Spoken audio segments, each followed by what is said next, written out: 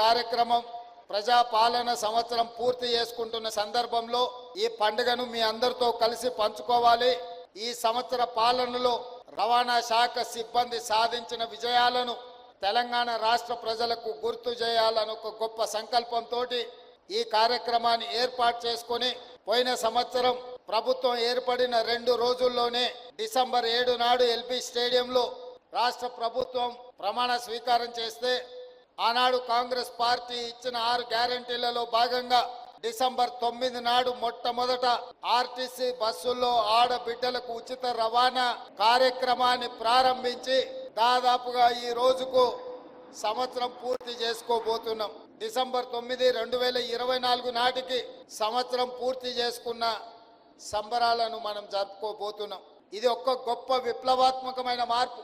RTC సంస్థను పునరుజ్జీవింపజేయడంలో ఈ మహాలక్ష్మి పథకం ఎంతో గొప్పగా ఆర్టీసీ కార్మికుల జీవితాలలో ఒక వెలుగును నింపే కార్యక్రమంగా ఈ మహాలక్ష్మి అద్భుతమైన విజయాన్ని సాధించిందని చెప్పి నేను ఈ సందర్భంగా చెప్పదలుచుకున్నా. ఇవాళ మిత్రుడు పొన్నం ప్రభాకర్ గారు చెప్పినట్టు రాజకీయ పార్టీలు ప్రజా ప్రతినిధులు తెలంగాణ రాష్ట్ర సాధనలో విఫలమైనప్పుడు 4 కోట్ల తెలంగాణ ప్రజలు ఇక తెలంగాణ రాదేమో శాశ్వతంగాని అనుమానాలు వ్యక్తం చేస్తూ ఆందోళన చెందుతున్న సందర్భంలో ఆనాడు ఆర్టీసీ కార్మికులు 43,000 కుటుంబాలు పండగ జరుపుకోకుండా ఆర్టీసీతో అష్ట దిగ్బంధం చేసి తెలంగాణ రాష్ట్రాన్ని స్తంభింపజేసింది. కాబట్టి ఆర్టీసీ కార్మికుల కృషి త్యాగాలు భార్య బిడ్డలతో ఉపవాసం బండి అయినా సరే తెలంగాణ రాష్ట్రాన్ని సాధిస్తామని ఉక్కు సంకల్పంతో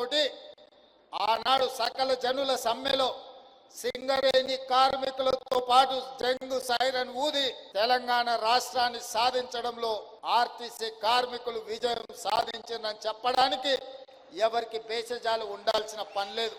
ఇవాళ సింగరేణి కార్మికులు వెలుగులు విరజిమ్మే నల్ల బంగారం ఉత్పత్తిని ఏ విధంగా నిలుపుదల చేసి తెలంగాణ ఉద్యమంలో పాల్గొన్నారో, విద్యుత్ కార్మికులు వేలాదిగా తెలంగాణ ఉద్యమంలో పాల్గొన్నారో, ఆర్టీసీ కార్మికులు అందరికంటే ముఖ్యంగా రాష్ట్రం మొత్తం 43,000 మంది కుటుంబాలు ఉపవాసం పండుకొని తెలంగాణ ఉద్యమ బాట పట్టిండ్రు. కాబట్టి ఈ రోజు తెలంగాణ రాష్ట్రం ఏర్పడ్డది. నాకంటే ముందు 2 సార్లు ముఖ్యమంత్రిగా బాధ్యతలు స్వీకరించిన చంద్రశేఖర్ రావు గారైనా, ఈనాడు ముఖ్యమంత్రిగా బాధ్యతలు చేపట్టిన నేనైనా బాధ్యతాయుతంగా రవాణా శాఖను కాపాడవలసిన అవసరం ఉన్నది. వాళ్ళ హక్కులను వాళ్ళ ఆకాంక్షలను నిలబెట్టాల్సిన బాధ్యత మా మీద ఉన్నది. అందుకే ఆ 10 సంవత్సరాల్లో తెలంగాణ రాష్ట్రం వచ్చిన తర్వాత ఆర్టీసీ సంస్థ బాగుపడుతుంది, లాభాల బాటనే నడుస్తుంది, కార్మికుల యొక్క కారుణ్య నియామకాలు జరుగుతాయి, మీ ఫిట్మెంట్ మీకు వస్తుంది, అన్ని రకాలుగా ఉద్యమ సమయంలో చెప్పిన ఆకాంక్షలు నెరవేరుస్తాయని ఆనాడు ఆశించాను.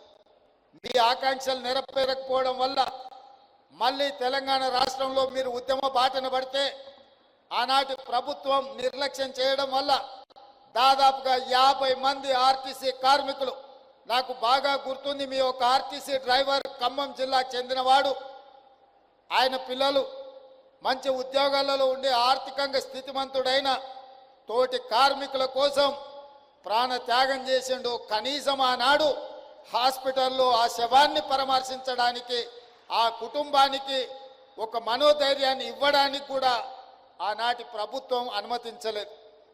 ఆ రోజు ఆ కుటుంబాన్ని కలిసి ఓదార్చి తప్పకుండా మంచి రోజులు వస్తాయి, ఎల్లకాలం తెలంగాణ ఇట్లనే ఉండదు, ఉమ్మడి రాష్ట్రానికంటే తెలంగాణ రాష్ట్రంలో కార్మికుల మీద దౌర్జన్యం జరుగుతుంది, ఇది ఎల్లకాలం సాగదు, మీకు మంచి రోజులు వస్తాయి, ఆ మంచి రోజుల కోసం మనం అందరం కలిసి కొట్లాడదామని చెప్పి ఆ రోజు మాట్లాడడం జరిగింది.